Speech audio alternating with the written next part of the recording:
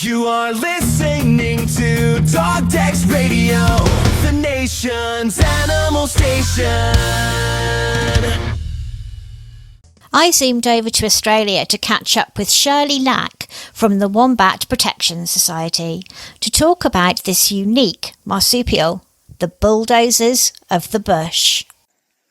Hello, Shirley. Thank you very much for coming along today and agreeing to talk to our listeners about the wombat. Now, some listeners in the UK may not be massively familiar with the wombat. So should we make a start by just giving a brief introduction to the species? Are you okay with that, Shirley? Yes, I'm fine with that. Well, a wombat's closest relative is a koala. Hundreds of millions of years ago, they were the one species, and evolution took hold, and one climbed a tree and the other one dug a burrow and lived in the soil. So that's their closest relatives. They're only found in Australia. They're marsupials, which means they have a pouch. They give birth to a live young, which they raise in the pouch. Wombats have a backward-facing pouch, so as they're digging, the pouch doesn't get full of dirt. They come in many colours: browns, tans, greys. They've got a tiny little weeny tail, and they can grow to about 36 kilos, I suppose, and they're called bulldozers of the bush because they're very strong and they dig. And they're herbivores. They've got fairly poor eyesight, but they have a great sense of smell, and they've got a great sense of hearing. They're not slow and muddle-headed like a lot of people think. They are very, very intelligent, and they can run very fast if they're trying to chase you. Now, your organisation looks after wombats. They care for wombats, don't they? Now, why do these wombats come into you, and what kind of help do you give them? Well, I've been looking after wombats for 36 years, and most of them come in because of road kills, unfortunately. Some of them come in because they're gone through some trauma, like a bushfire or a flood. Some of them come in because they have a mite called mange, and they need help. But most of them that come in are from road kills, especially when we've had a drought and they're eating predominantly off the side of the road, and they want the road. And then probably the same in the UK with a lot of your animals there. A lot of them come there because of road kills. Now, when they're ready to go back into the wild, Shirley, how do you prepare them for it? Do you have to take them to the place where they came from? By law in New South Wales, because every state in Australia has different laws, right where I live, you must release them within 50 kilometres of where they were found. Okay. It can sometimes be a bit of a challenge. As they're growing, we wean them at about, because most things with wombats are done on weight, not done on age. So once they're about 10 or 12 kilos, we start to wean them. We raise them with another wombat so that they have company with another like species, so they're not relying on you. Yeah. So we always have 2 or 3 together, 4 sometimes, depending how many come into care.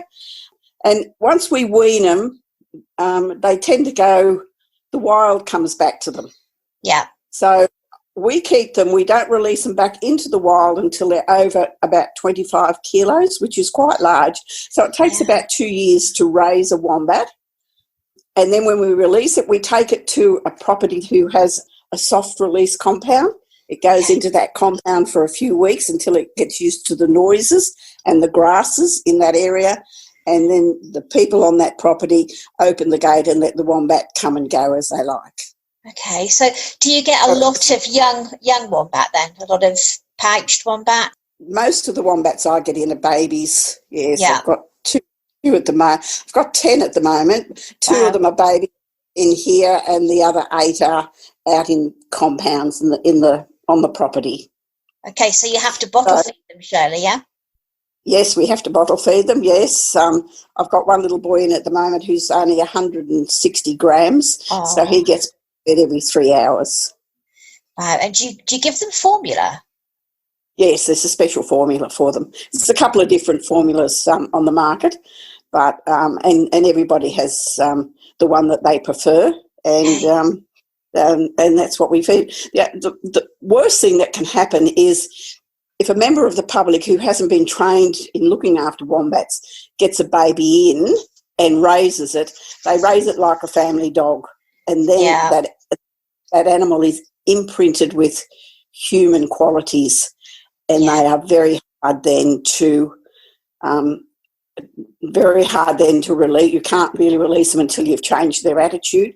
And it's very sad for the animal because the animal really doesn't know whether it's a wombat or a dog. Exactly. Yeah, very good point to make there, Shirley. Very good point. What threats do wombats face in New South Wales? Farmers never like wombats because they live, they dig burrows. And but these days farmers are better educated and they do realise that wombats do a lot of good with digging in the soil and turning over the soil and the scats that they leave. So farmers are not as redneck, can we say, as they used to be. They're better educated these days, and they're getting more educated as we go along. The biggest threat, of course, is cars, people, humans. Loss of habitat is another huge reason that we get wombats into care because, they're a solitary animal, and when their habitat gets taken away from them, there's too many individuals in a small area, and this can cause quite a bit of fighting, especially if you've got dominant males. Yeah. They are actually protected, aren't they? Yes, they're protected. All native animals are protected under the Crown. They belong, actually, all native animals belong to the Queen. They don't belong to any of us. They belong to the Queen. So they are protected, but every state has different rules and regulations on how much is protected. Like, some areas they're protected unless they're upsetting a livelihood from a farmer or something. Well, then they're not protected. Okay. Yeah, so different states have different rules and different laws. Thank you for that. Now, you had some terrible bushfires at the beginning of the year. I mean, the world was weeping. It was awful. I lived in Adelaide for 7 years and watched my house burn. It was just awful. Can we talk about how the wombat populations were affected by those bushfires? Do you have any data on that or not, Shirley? Well, this year we lived through a bushfire on my property on 2000, but that was a fast-moving bushfire and it went through within a couple of days. The bushfires we had this year in January took weeks and weeks and weeks to go through. It was just the most horrendous thing I've ever lived through. It was terrifying. Every morning you didn't know what was going to happen. The fires come very close to my house, just across the road. But we were lucky that we were saved.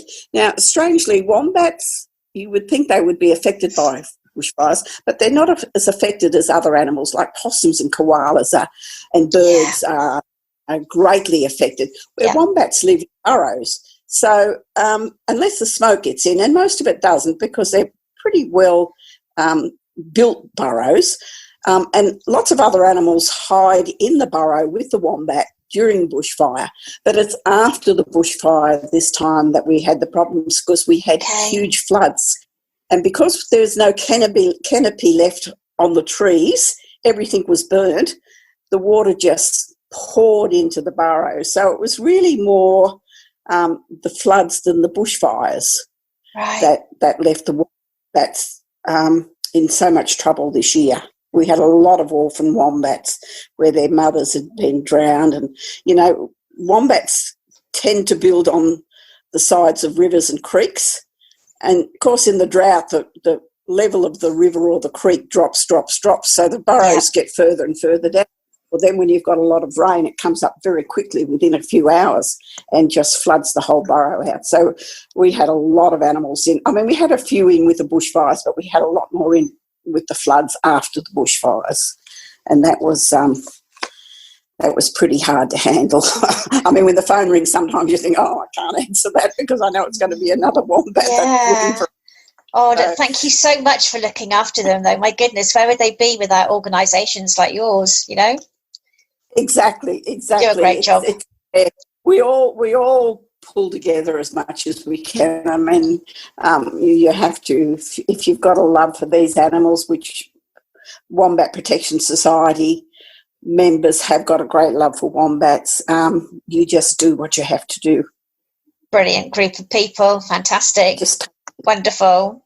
Now, can you tell us about that outdated law in Victoria that your organisation successfully overturned? You all right to do that? Yeah, sure. That law's been around forever and ever and ever, and we all knew it was there forever and ever and ever. But getting through to politicians sometimes can be extremely hard. Extremely hard. They just don't want to know, or it's not important, or it's only an animal, or So sometimes it's pretty hard to. Doesn't matter how many letters you write, you just get the standard bureaucratic return mail, which tells you nothing. But this time, a Chinese gentleman had a huge farm, and he was advertising in the Chinese newspaper for shooting parties to come over and shoot wombats. And once we brought that to the attention of the authorities, because that's highly illegal. Once we brought that to the attention of the authorities, and we had over 20,000 people signing petitions, not only the Wombat Protection Society, but ordinary people off the street were signing these petitions, because that's not what's done in Australia. We don't commercially have hunters coming onto our properties and shooting our native animals.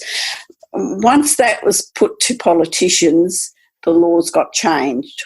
I don't know whether they're still shooting on that property. You often hear rumours going around. It's just getting somebody, a ranger, to go out and check what's going on. Yeah, because people will always break the law, won't they, Shirley? There's always somebody doing something they're not supposed to. But, well done for getting that sorted out. That's really great. Now, do you have an education program at all? Look, we've got lots of programs. Education is very high on our agenda, but we do have school projects. We do have projects where we try to educate farmers. We have, I personally go around and talk to groups on behalf of Wombat Protection Society on how to raise baby wombats the proper way without turning them into a family pet. So education is very high on our agenda. Do you have any sort of major campaigns or anything going on at the moment, Shirley? We always have a mange campaign, talk about major, a mange campaign, which is probably the biggest killer of wombats. The mange mite is a tiny mite that gets into the wombat skin and causes them to scratch constantly. It's a mite, so people can catch it. Everybody can catch a mite. Everybody can catch. It's like a little tiny flea that you can't see. And it kills wombats, the biggest killer of wombats in Australia. So we have a big campaign on how to treat mange. It is treatable. So that's our biggest priority at the moment. Because we had a lot of drought in the last few years, we found that mange has got worse, probably due to the drought. So we do have a big campaign on trying to eradicate mange, or at least treat mange. It is all over the areas wombats are found in. It tends to be getting worse, and I think pressures like habitat loss and all that sort of thing, food loss, puts more pressure on the animal, more stress on the animal, and that causes more mange, unfortunately. So that is one of our big priorities. That and education are probably our two biggest projects for this year, and they will both be ongoing for quite a few years, I would say. Okay. Now, we actually have a global listenership. So is there anything that my listeners can do to help your organisation, Shirley? What would you like to see us doing for you? When we had the bushfires, Australian animals were donated a lot of money from overseas, unbelievable amount of money. But to receive that money, you had to be a rehabilitation group. And of course, Wombat Protection Society, even though we're the peak body, are not registered in any state as a rehabilitation. We don't rehabilitate wombats from babies. To do that, we have to belong to another group. So all of us belong to a group that has that licence. Okay. And we join the Wombat Protection Society as well. So, of course, all those funds went to other groups, but none of the funds come to Wombat Protection Society. So, we're always critically short of funds. The treatment for mange, the product that we use is $1,100 for 15 litres, and we supply that to most of our members. So that can become, really expensive. We have got a really good website at the moment. We've just had our website redone by a lovely lady, and we're really excited about our website, and it's lots of information on it. So if you just Google www.wombatprotection.org, that will find us, and that will give you all the information you need about wombats. Excellent. Now, are you also on social media? Can people connect with you there? Yes, we've got a Facebook page, and the director who handles our Facebook is excellent. She puts on some really good information, some interesting information, and she's very vigilant about how she does it. So she's been a godsend since she's been a director of Wombat Protection Society as well. We're not a huge group, but we're a really tight-knit group, and we work really well together. And I might also just add, on a personal note, not through Wombat Protection Society, but on a personal note, that people like I4, International Fund for Animal Welfare, and Humane Society International have just been wonderful to wombat carers throughout Australia. They have stood up tall and given us lots of help, lots of donations to build more compounds because there's more animals coming in. So they have been remarkable. The lady I deal with in I4, her name's Josie, and she's English. Yeah, we know Josie. Yeah, she's lovely. She is just a wonderful person, absolutely wonderful. She has been so kind to me and so kind to other wombat carers throughout not only New South Wales but Victoria. She's just wonderful, and she spearheads a lot of the I4 campaigns and gets them all organised. Yeah, she's just an angel in disguise. She is. We spoke to her about koalas earlier on in the year, in the summer. So, yes. Okay, yep. Now, okay, so I think we're pretty much done there. So really we want people to now hop on over to your website, have a look and see what's there. Go and follow you on social so they can see some lovely pictures of wombats and, find out a bit more about what you're doing. I think wombats are amazing creatures, aren't they? Probably little known. We want people to get stuck in and look after them and help you. Yep. I'll just show you.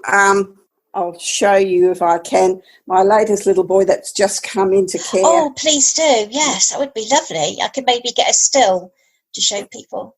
Oh, sweetheart. Oh my goodness. Oh, I'll get a still of you. He's gorgeous, isn't he? He is gorgeous. Oh, darling. Yeah. He's a tiny, tiny little one, which takes only dedicated carers, who have done a lot of experience can do them at this size. So, no sleep, unfortunately. How old do you think he is, Shirley? Oh, only probably a couple of months. And I'll show you another one. I'll show you another little one that I've got. She's much bigger. Listeners, I'll get some stills for you and put them on the homepage. This is absolutely adorable. Hello, sweetheart. Oh, and Shirley. This is. Oh, my goodness. This is Madam Jasmine. Oh, hello, Jasmine. And they'd be dead without you, wouldn't they? Oh, my goodness. You do a wonderful job. Thank you so much. Well, we try. I mean, I'm getting on a little bit in age these days, and I keep going, oh, do I really want to do it? But when another one comes in, you just care for them because it's not much else you can do, is there? Well, every life is important, isn't it? Every life, every individual, even if you just save one, I mean, that's amazing. So exactly, well done. And that's my philosophy too. Every life is important. Exactly. Yeah, the individual. Every life is important. Yep. Shirley, it's been wonderful talking to you. I really hope that the listeners have enjoyed the conversation. And as I say, we want them to go over and get a little bit more acquainted with the wombat and get stuck in and support you. So thank you. It's been a joy. Hopefully Thank you we'll very speak much again for soon. inviting me to be on the show. It's been a Very great welcome. pleasure. If you would like to find out more about the Wombat Protection Society's work, please visit their website at wombatprotection.org.au.